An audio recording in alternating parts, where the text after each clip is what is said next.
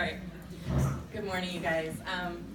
That was just beautiful. Thank you so much. My name is Gretchen van Eeghen. I know have many friends and friendly faces here, and I feel honored to be able to share my testimony today. A month or so ago, when Heather and Denise asked me to share, my first response was yes, absolutely, of course. And then after I got off the phone, I panicked a little. I'm like, oh my gosh, like I'm sharing my testimony. And I say that only because my background is in journalism and communications, and I usually love to speak in front of a large crowd. It doesn't bother me. I kind of thrive on it.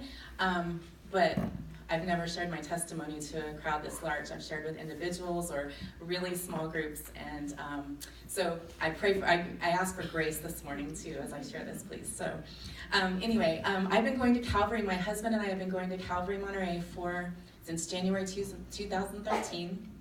Oh my goodness, I can't cry yet. And anyway, it's just been such a big blessing. We've been here for 5.5 years now, and this church family is just absolutely wonderful, and we're just so thankful for it. But I'll just give you a little bit of background and then share, again, my testimony and how what God has done in my life and through me and through my husband and our stories. So I grew up in Oklahoma. I'm an Oklahoma girl. Most of my family is still in Oklahoma, in Texas and Missouri.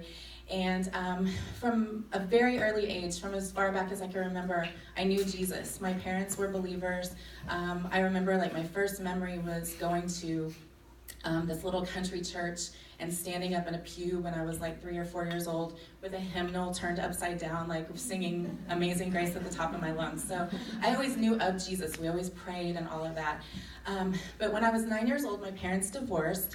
And not long after that, my mom married a man who was my stepfather for about 10 years.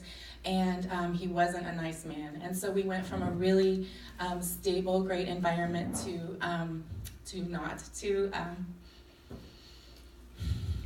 It was just, it was just not nice. It was, he was just abusive and not nice to my mom, not nice to my brother and I. And so that was a hard way to grow up. And I know there's probably many of you out there today who have went through that too, or are going through abuse. And I know for us, and probably for many of you, you don't talk about it, you hide it.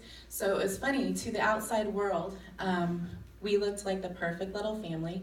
My brother was the star of the football and the basketball team in this little town we grew up in. I was, I played sports, and I was the cheerleader and the homecoming queen and the whole 9 yards.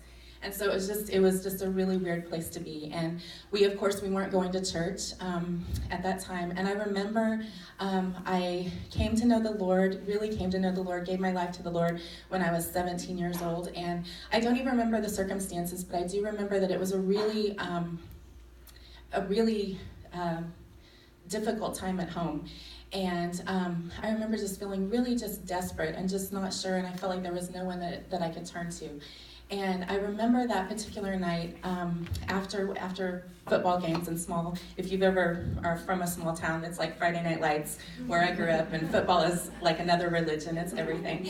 And so after the football game, they always had what they called fifth quarter, and it was really great. The youth ministries in the local churches would put it on, and there would be food and fellowship, and then somebody would usually have a testimony or do a Devo time. And anyway, that particular night, a man named Sean Ray was speaking, and him and his wife were in their mid to late 20s, so I thought they were old, of course, back then. But they were just absolutely wonderful, and he had been diagnosed with leukemia, I think a year or two before that. But he was just so passionate and so on fire for the Lord.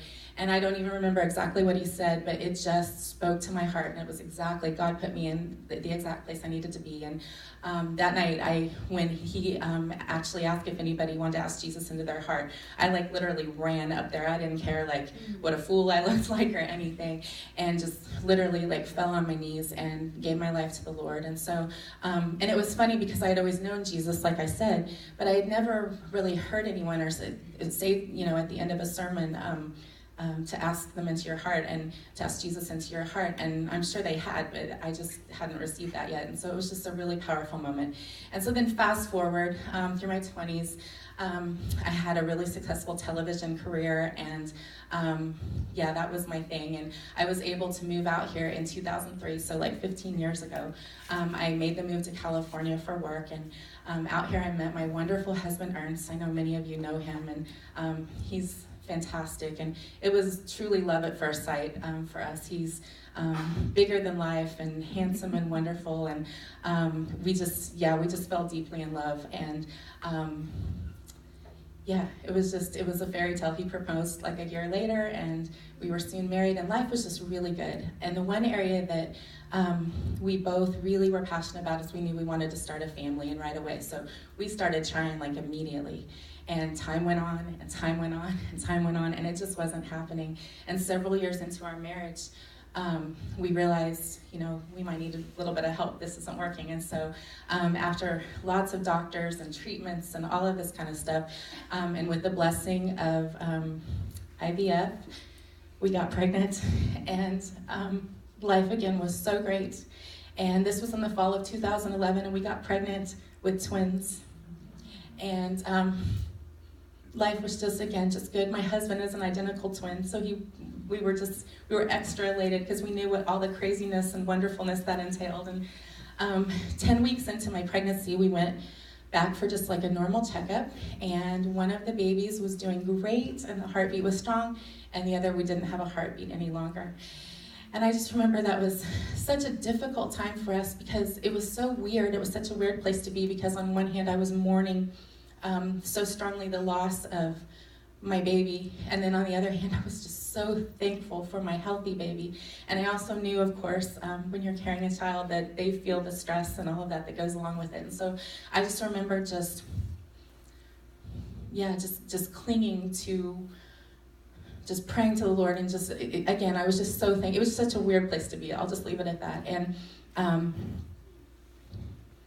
we ended up having a healthy, wonderful pregnancy.